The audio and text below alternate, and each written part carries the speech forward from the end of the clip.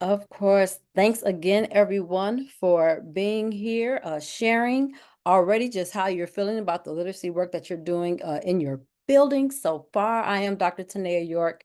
I have been in education for, oh my gosh, well over 20 years as a principal, an AP, a coach. I've been a manager, but y'all, literacy is my jam. It's what I do. And I'm looking forward to spending some time with you unpacking what's happening in our state as it is related to our new comprehensive literacy plan.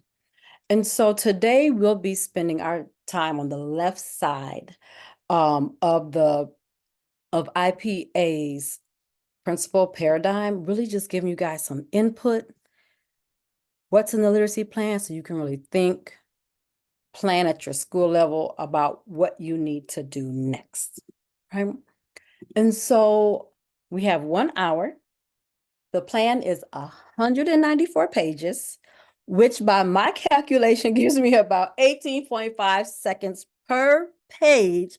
So we really need to get going, but seriously, it won't be like this. It will be an exploration of the plan, giving you guys some opportunities to dive into the plan, um, giving you some quick tips and just helping you guys be more thoughtful about how this might make sense in your schools, and in your district. And so with that, I do want to remind folks, if you are an administrator, if you are in the room, you are a specialist or coach, you are 1 to 2 steps removed from what is happening in the day-to-day instruction.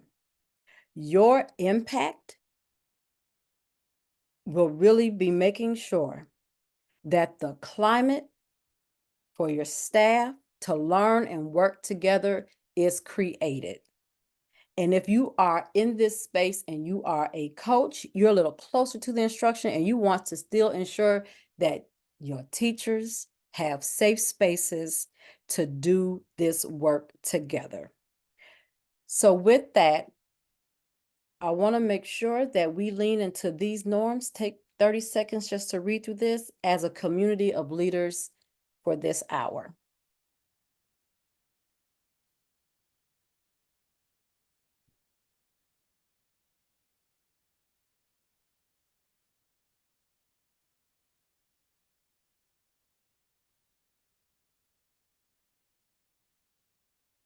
And leading into these norms as we meet these objectives today. Take a second just to read through those.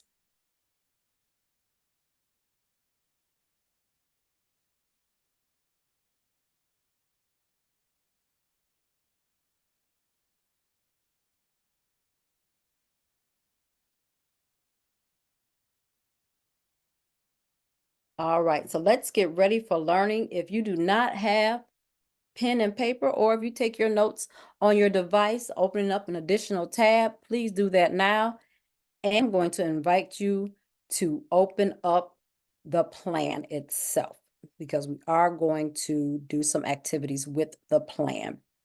So we're going to drop the link to the plan in the chat. Arlen, you can drop that in there. So you want to have that open and make sure you have a way to just jot down your thinking.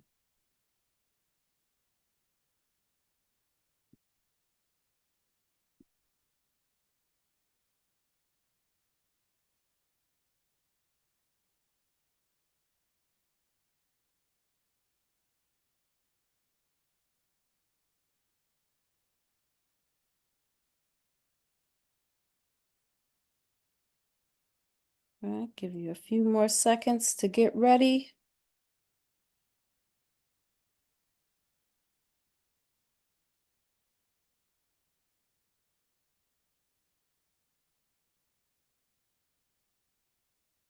All right, here we go. We're going to start with the why. Why this literacy plan? Why now? And I want to ask someone to please come off mute. You're going to just put a signal to Arlen that you want to come off mute And I want one of you to read this quote out loud, please. Yeah, all you have to do is go to the reactions button in the bottom, raise your hand, and I'll be able to allow you to talk. There we go. Here's DeWitt Love. I've enabled your microphone if you want to unmute yourself. There we go. Thank you so much. Please read this for us. Okay, this is why I always wanted to get a special education plan because I knew I could not read as good as other people. I could not spell as good as other people. I never got it. I never got that help, he said, until a younger sibling's case manager flagged him to be screened for Redwood's literacy intervention pilot. This is something I really needed, and people have seen that I needed it. It used to hurt my feelings that he did not get more help, he said. I was mad.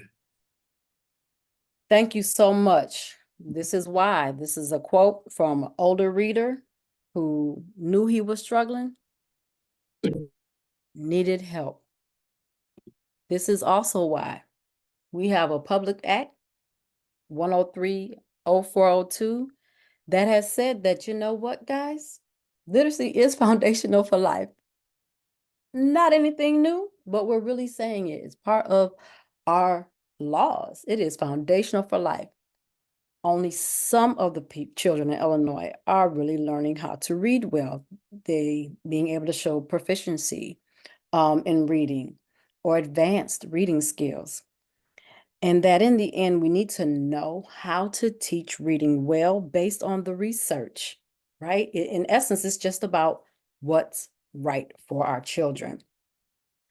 This is also why these are our SAT scores. This is by race and by year. So all you have to do is look in front of that purple line and behind that purple line.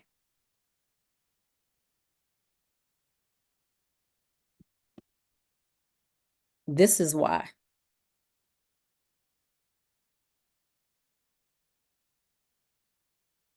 And we are all part of doing this work together, which is why this is a prime opportunity for our state to call together in order to change the predictability of the outcomes of our children.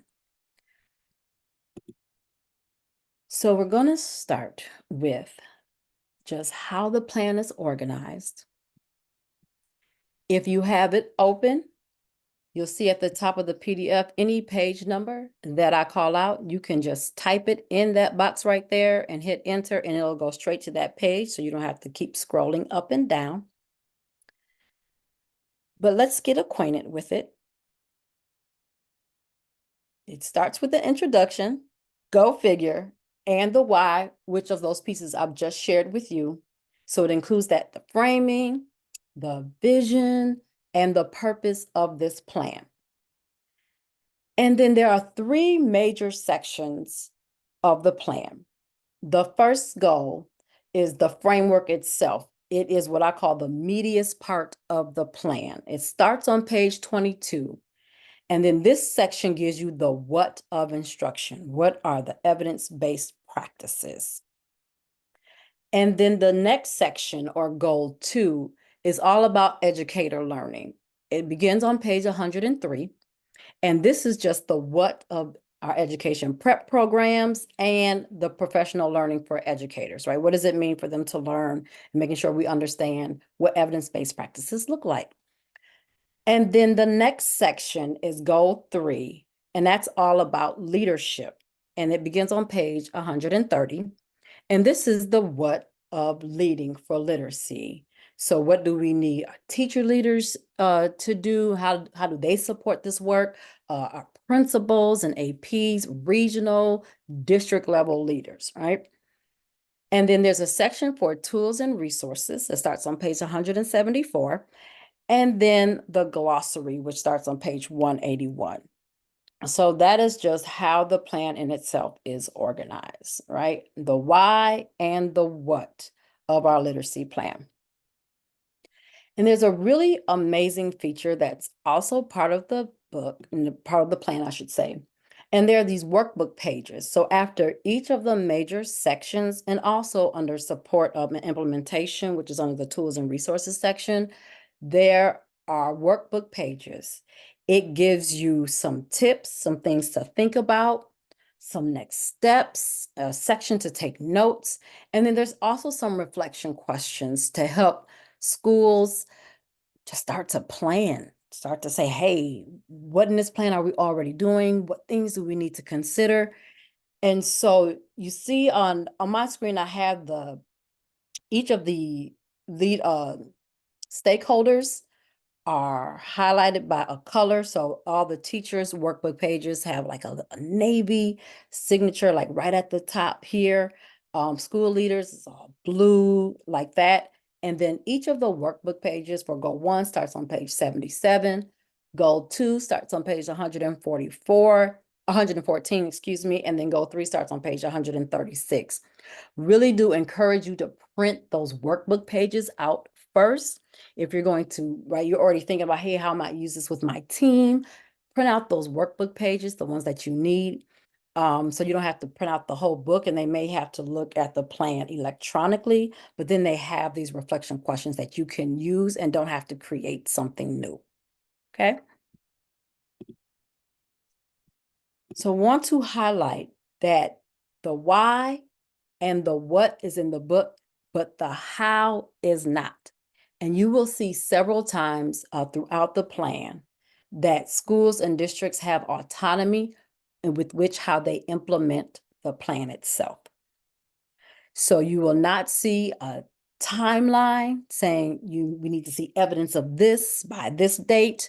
It won't tell you exactly what the classroom should look like or the setup. That is not in this plan. That is the work that the folks who are closest to what's happening in their buildings get to do on their own. And this is an important piece of continuous improvement. On page 132 of the plan, you will see a section that just kind of lays out these strategic leadership moves that you want to make. One of those is really diving into continuous improvement, really setting yourself up in your school, or if you're at the district level, to do some iterative testing to refine, like, hey, we want to try this thing. Let's test it out. Let's see if it works. Let's learn from it. Hey, it's good. How might we take this to scale? How might we try this thing with 10 more teachers? Again, steeped in this idea, and really just a fact that you can solve your own problems because you are closest to the work. Okay, so page 132, just some steps about how you might be strategic in implementing this work. Okay, so we're going to do a quick activity just so you learn a little bit more, thinking about what some things, some terms that you may have heard that may show up differently in the plan. And we're going to do this by starting with the vocabulary knowledge rating chart. You will get the slides, leaders. This is an activity you can just lift up and do with your folks. So you see a list of terms on the screen, and I want you to use the chat, and I want you to, I'm going to call out a couple of these terms. We're not going to go through all of them. And you can type the word heart or use the heart emoji. If this is a term or phrase that I know this word, I can define it. I know how I think about it is exactly the same as how our state is thinking about this thing. You're going to put a heart. You're going to put a check mark. You can type the word check mark, or again, use an emoji that says, I know something about this word. I'm kind of familiar with it. And then you're going to use your question mark to say, oh, wait, I'm not sure about this. I need to learn more about this word or phrase. Okay. So the first word I want you guys to rate is explicit instruction. Where are we at with the phrase, the terms, explicit instruction? You really know this, you've heard of it. I need to learn more. Okay. Got a mix. Okay, with the heart with the smiley face. I see you.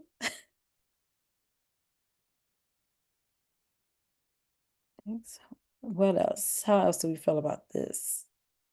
All right. Hearts. Got a couple hearts in there. Anyone else? All right. What about 21st century skill? How familiar are we with that term? 21st century skills. See some more hearts.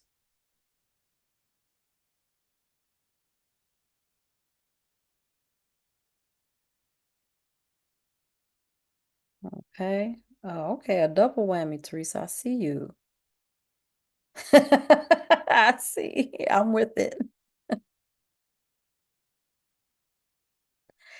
And as you're in the chat, make sure you have changed your response to everyone so everyone in the group can see your responses. Some of you still have it on host and panelists, which means only I and Arlen can see you. I'm gonna put another one out there. What about disciplinary literacy? How are we feeling about that term?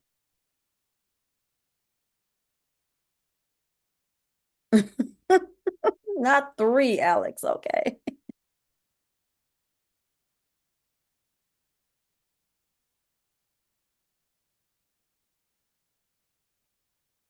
Okay. A little bit more of a mix. Thank you, Peter. Thank you, Tiffany.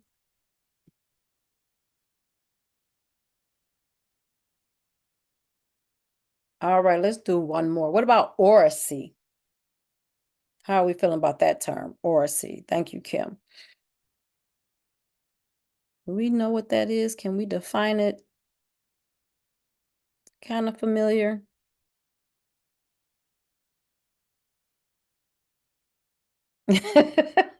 Okay. Okay, do it. Good. So like I gotta figure it out now. Love it. Love it. All right. So based on what you know just about those few terms, I want you to take some time to dive into the plan.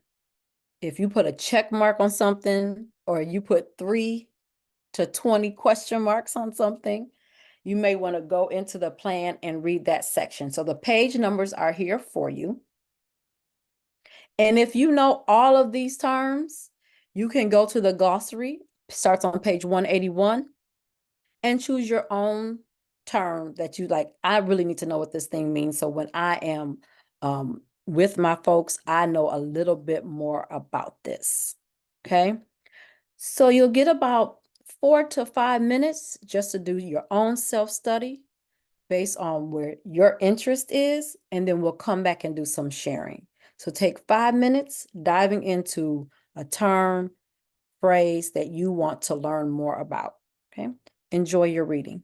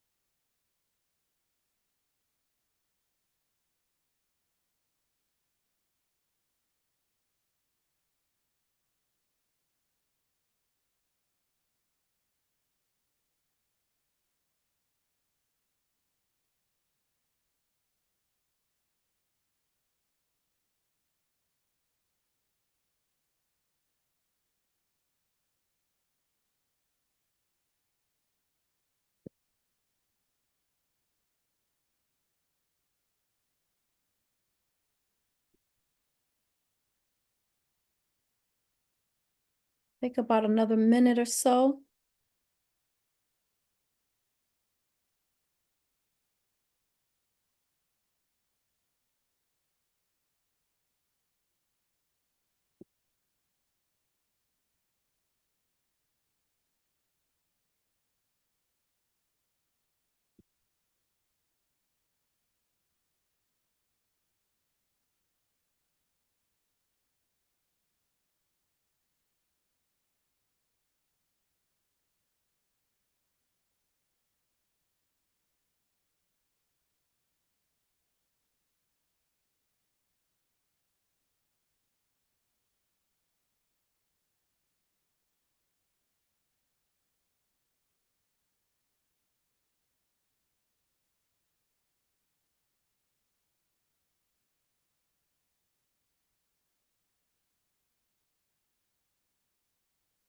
All right, in these last few minutes, start to think about this question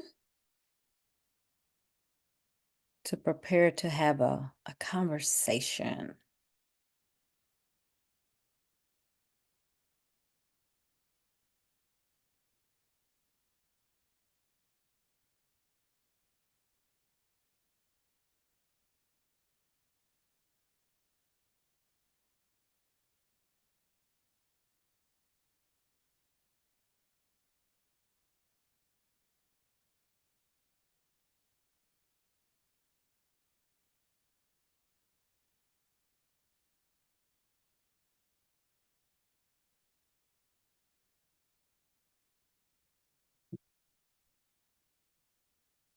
All right. If you would like to speak out, you can raise your hand and share what's maybe different about how you or your school has defined or talked about the term that you decided to go in and read. You can also put your responses in the chat. Just make sure you share with everyone. Again, if you want to raise your hand and speak out, please, we invite you to do that. What's different? Okay, Alex.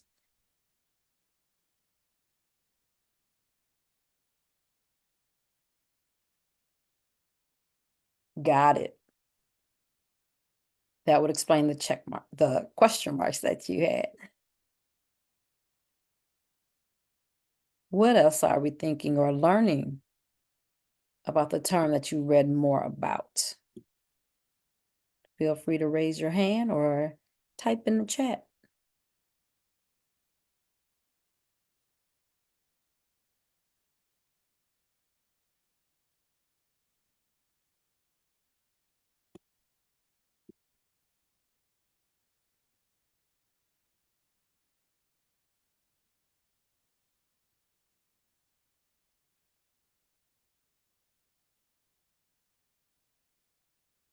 Thank you. Stephanie shares that she loves the universal vocabulary as it increases a shared understanding. Absolutely.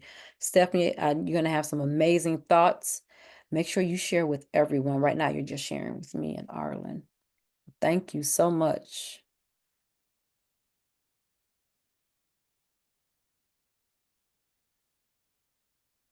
Thank you, Laura. Laura, same with you. Make sure you want to share with everyone. She shared that oracy is connected to the ELA standards of speaking and listening, yep, which are often overlooked standards. Absolutely agree. Yep. Thank you, Jennifer.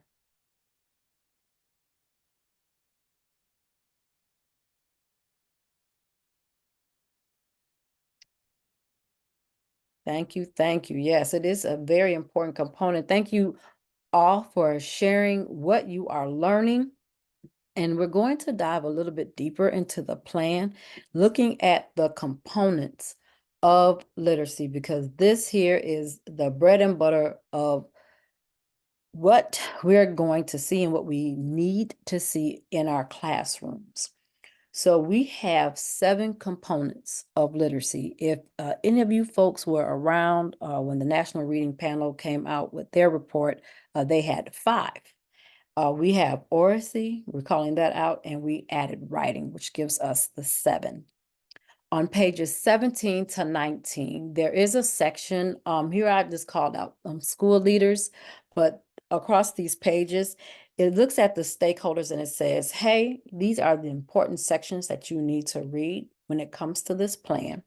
So I just wanted to call that out. You have the framework itself, really explaining the 7 components of literacy.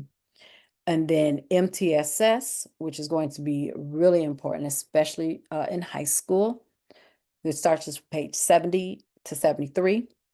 A section on assessment, which is from pages 73 to 74. And then intervention,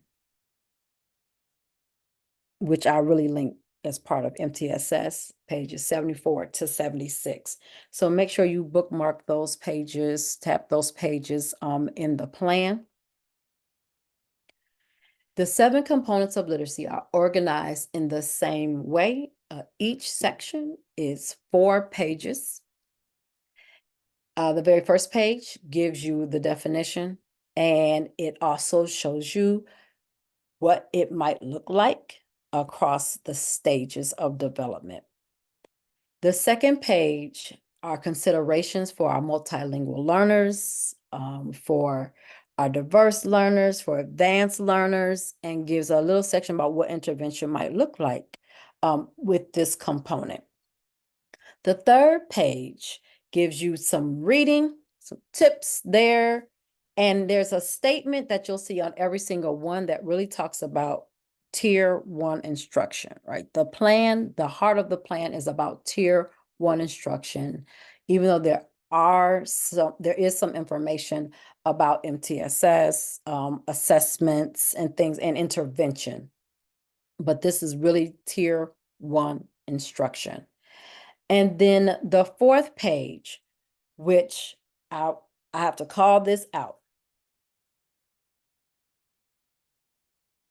This is where school leaders, where coaches, and people want to turn things into checklists to say, do I see this or don't I see this? I don't want you to do that with this plan, because the 4th page gives you what the evidence-based instructional practice is. And I don't want you to be tempted to create checklists without the learning that needs to go behind it, okay? We want this to be safe spaces for folks to learn more, to try something, to learn from it, and to see what's actually working for the children in your district or in your school.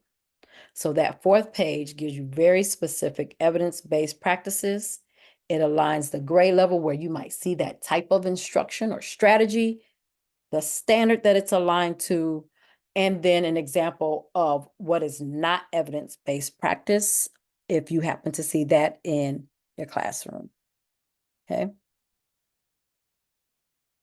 So that is how this very important section is organized.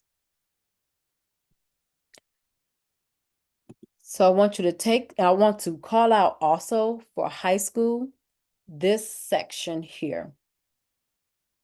That second page where you are looking at, well, what does it look like the first page where you're looking at what does it look like across the grade levels or developmentally. The components that should not be of concern for high school are phonological awareness and fluency. Those will not be 2 dominant areas where you'll be looking for strategies at the high school level. Vocabulary, yep, absolutely. You see the difference in vocabulary will be just more advanced, something that's more sophisticated, more complex ideas.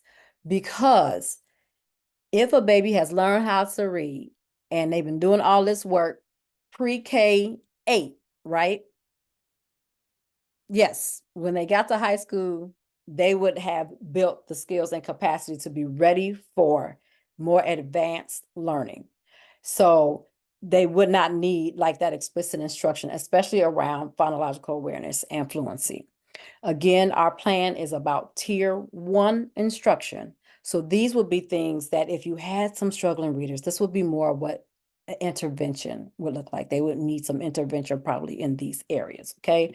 Really wanted to call that out.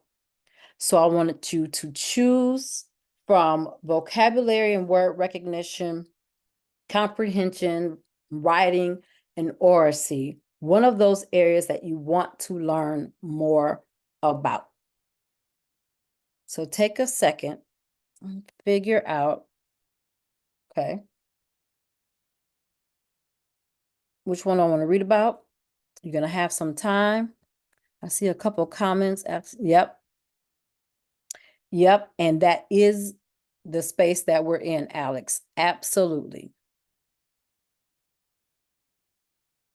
But it should not deter us from ensuring that we're still teaching at grade level and that we figure out how we provide supports for children who are still struggling with phonics, who are still struggling with phonological awareness.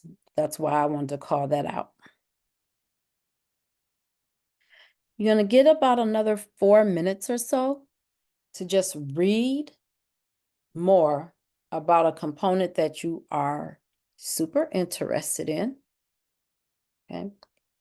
I'll put vocabulary and word recognition as kind of one strand because with older students, a lot of their word recognition work really mirrors the vocabulary work. They're doing some morphology work, looking at roots, words and affixes. So that's why those two are just together on that line. The work is really similar with older children. Okay. Choose your component. Take those 4 quiet minutes and dive in.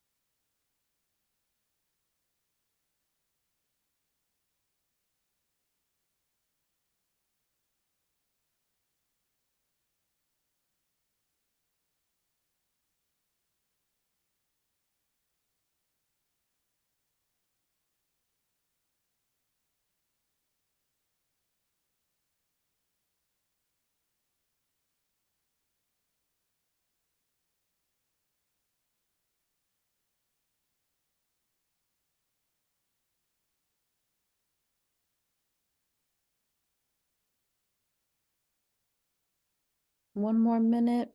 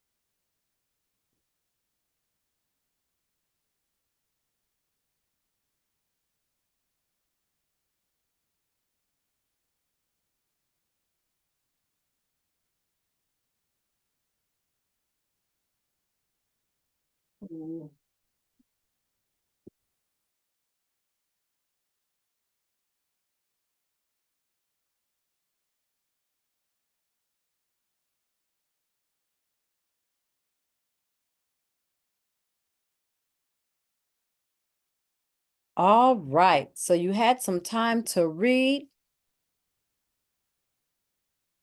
What are you learning? Questions do you have? And how is this informing your leadership? So jot some things down, then drop them in the chat, or you can raise your hand and just talk and share. What are you learning? What questions do you have?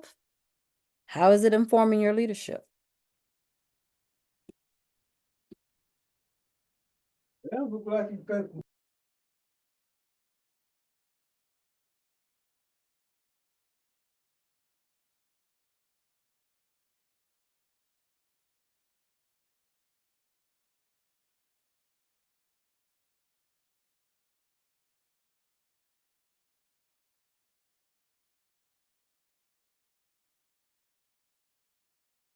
Thank you, Peter.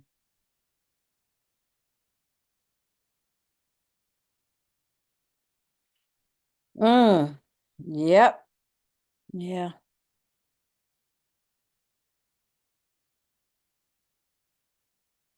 Thank you, Margie. Yeah, the core instructional practices it's a winner.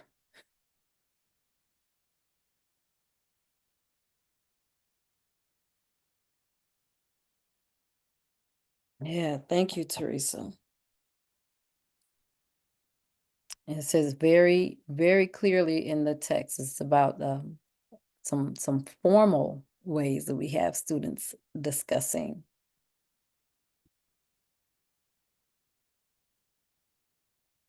Yes, yes, please make sure you're reading what your colleagues are posting. We are in this together, folks.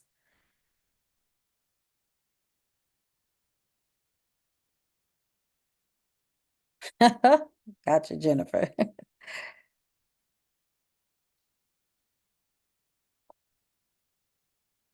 Absolutely. Doing some of the activities and isolation of the socialization of those things is super key for older readers.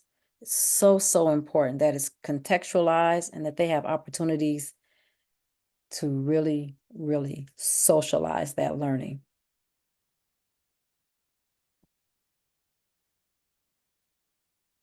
Yes, thank you for that. All right. So you've got an opportunity to go through the plan, read some about the components, the pieces that are going to be super important for our high school learners. And so I want to raise again some of these key considerations, especially for high school with our older learners. Our plan is focused on Tier 1 instruction. We do have in our state lots of older struggling readers, and a lot of them need intervention outside of classroom time. We still have a lot of high schools that they're like, wait, we have to do what?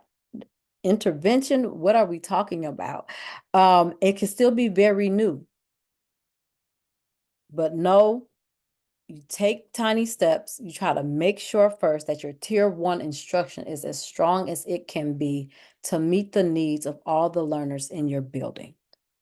The other thing I want you guys to really consider, especially in high schools, is that if you are in a school where there are a lot of struggling readers in your building, they're struggling readers and writers, they may not be right at grade level. There are some instructional moves that are going to be key. Teachers will have to really model how to access that content.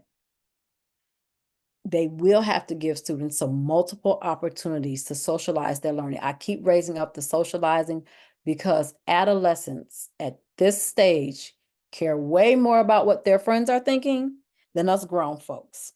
And so when they're really hyper-focused on learning in the classroom, they learn a lot from their peers. We have a lot of research on that. And so classrooms where there's a lot of conversation just between the teacher and the student, it's not the strongest type of instruction that we'll see. There are times for that, but there has to be that socialization between those peers. And then how do teachers really prepare students to access more difficult texts? Those are things you really are going to have to consider if you have a lot of readers and writers in your building who are struggling and they're older readers, right? So keep that in mind. Thank you guys. Keep sharing in the chat. Some wonderful conversation going on here. Thank you, thank you, thank you. So the aim of the plan is for us to reduce the predictability of outcomes for our Black and Brown children, for our English language learners, for our children who are diverse learners, because year over year, our data looks the same. So we really have to do something different. And this is where your leadership comes into play. This is where the vision for your school has to come alive.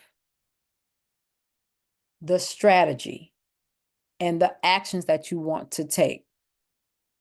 On page 142 of the plan, there are some reflection questions that can help you do this work. But when you create your vision and you create your strategy and you create those action steps that you need to take, all of this it helps if it comes from a place of vulnerability. You are not going to know all the answers. You're going to want to bring in a team. You want to learn together to ensure that the classrooms across our state are using what we know right now, what research and what evidence we have right now is best for students. And that's going to take some vulnerability because the state is not telling you the how. Now, your district just might tell you some things you have to do, right? But even if that happens, you are still responsible for how the message of any change is communicated to your staff, right? You get to own that work. And so you really want to create the vision. What is the story that you want to be able to share about how your leadership impacted the right to literacy for all children? That's your vision. What is the story that you want to be able to tell?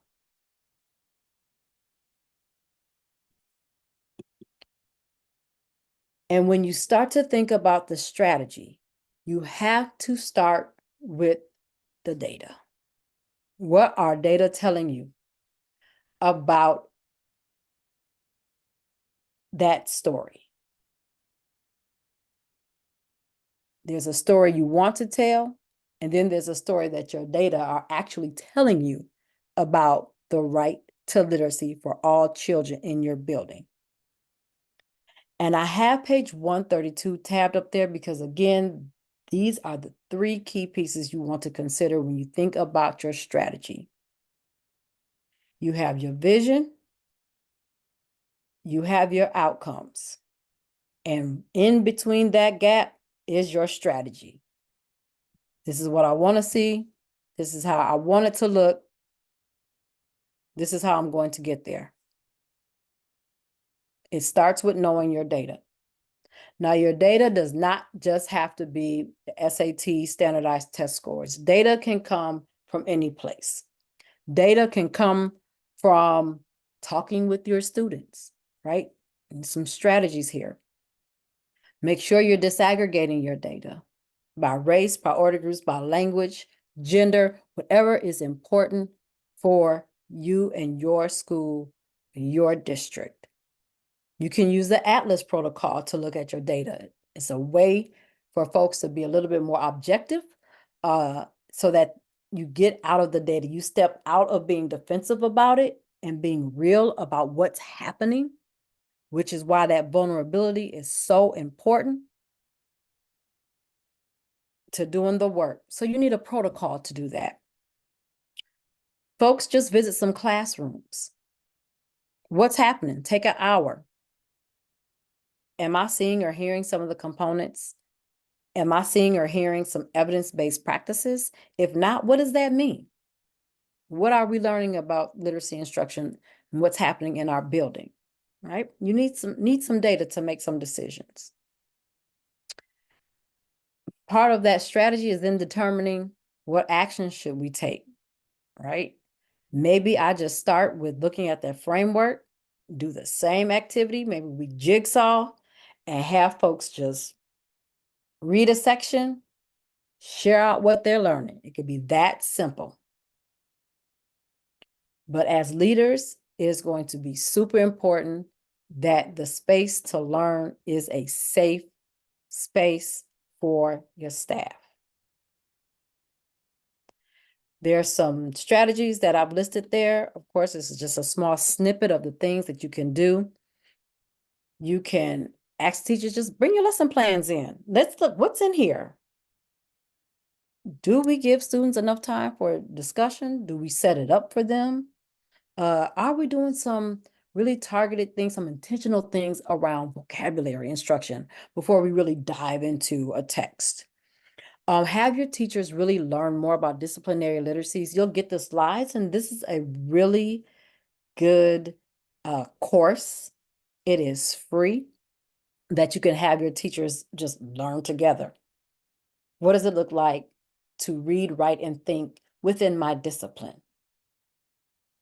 So that'll be really important to meet some of that evidence-based practice that is in our literacy plan.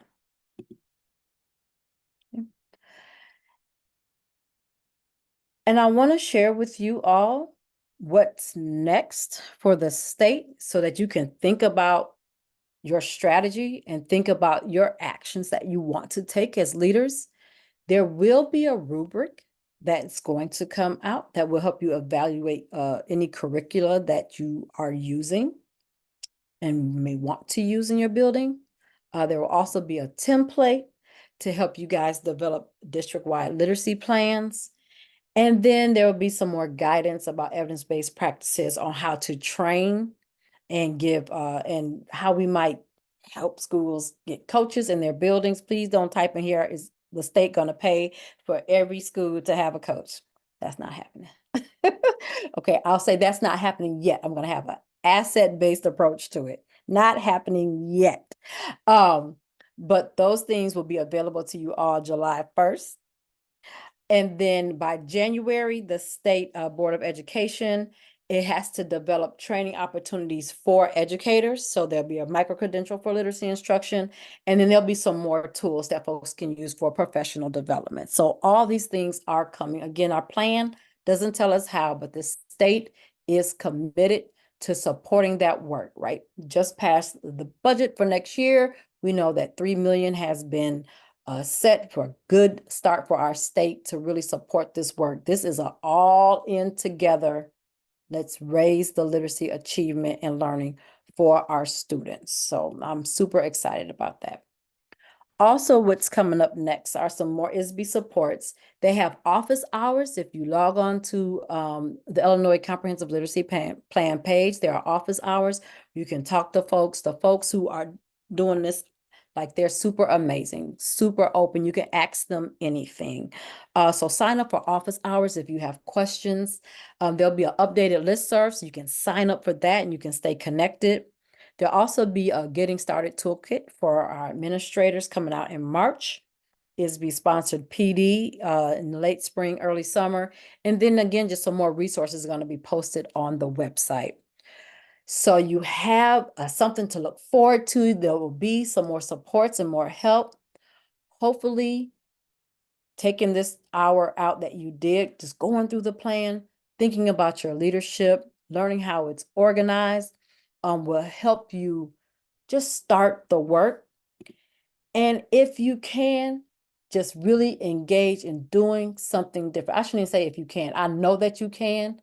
I want you to be getting ready to do something different for the children in your building. That's just the most important part. Do something different, because what we have been doing has not been given access to literacy for all of Illinoisans. That's just what's been happening. And that's not the story you want to tell anymore in your state.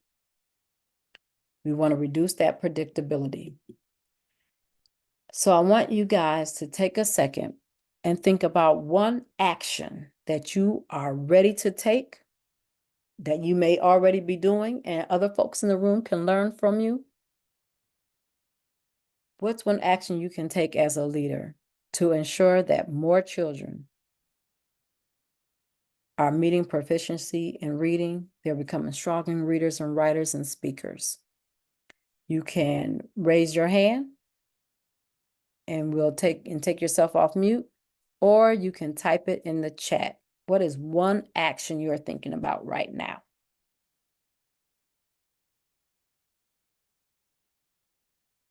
Yep. Thank you. Literacy workshop for parents.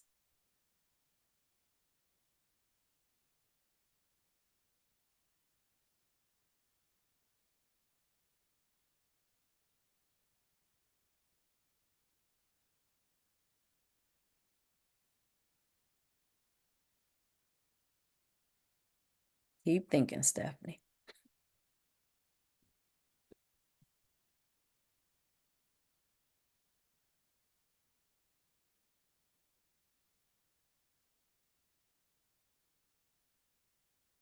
Thank you, Nancy. Have a great evening.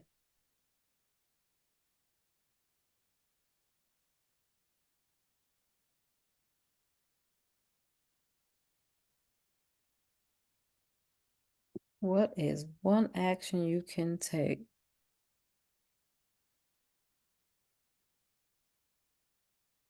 Thank you. Taking a baseline assessment or a diagnostic test for all students. Absolutely. Yep. Just learning. Learning is an action. One of my favorite assessments for high school is the quick and easy high school assessment. It gives me a quick look at where the readers were when I was in the high schools.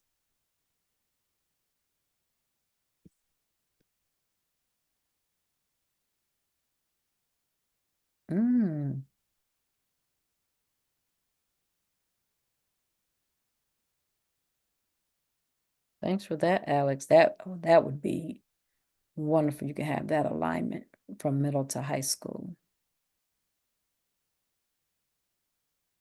Thank you. Keep dropping those things in the chat. I do have some quick tips up here. Yep, read the plan. When you meet with teachers and staff, your meetings should model the instruction that you want to see in classrooms. So adult learners should have opportunities to read, to write, to share some confusions that they have, questions. They should have an opportunity to socialize the text, talk with the text. All of that should be happening in meetings. Your meetings should mirror what's happening in the classroom so adults stay in practice. Don't pile on. Please do not pile on. The literacy plan lays out what strong instruction looks like, something that we've all been working towards all this time.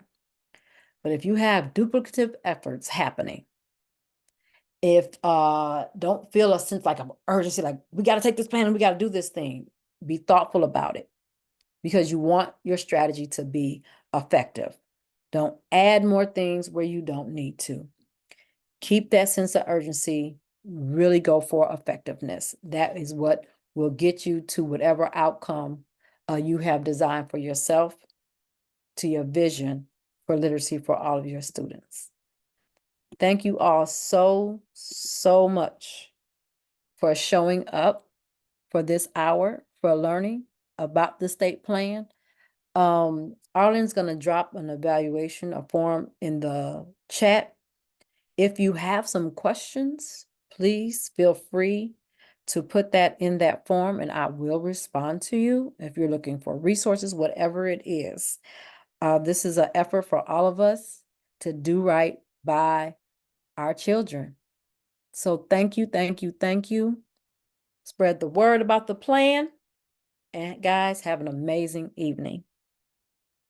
Dr. York, thank you so much. We greatly appreciate your time and your expertise on this literacy plan. Thanks for all the engagement and interaction from our audience as well. I posted the link to Dr. York's evaluation. I'm going to be following up the email with everybody with the ISB evaluation as well, which will give you the evidence of completion form when you're going in to enter your PD clock hours. So let me post one more time.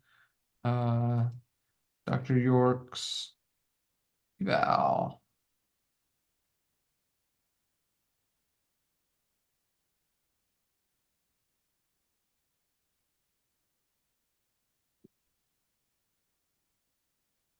All right, and it is 4 o'clock, so we appreciate everyone's time and joining us for this hour this afternoon. Once you have Dr. York's eval open, it's a Google form.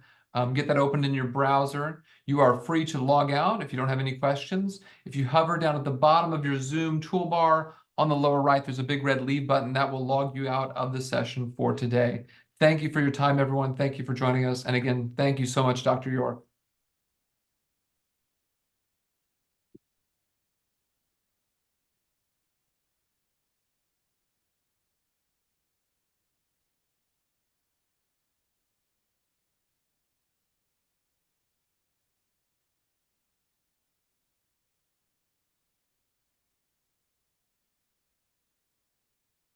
Tinaya, will you send me the slides as a PDF that I can share? Absolutely. Okay, yeah, I had someone request that in the chat, and I seem to remember last time when we did elementary, you were able to share those with me. Yep, let me turn this into PDF form. Thank you.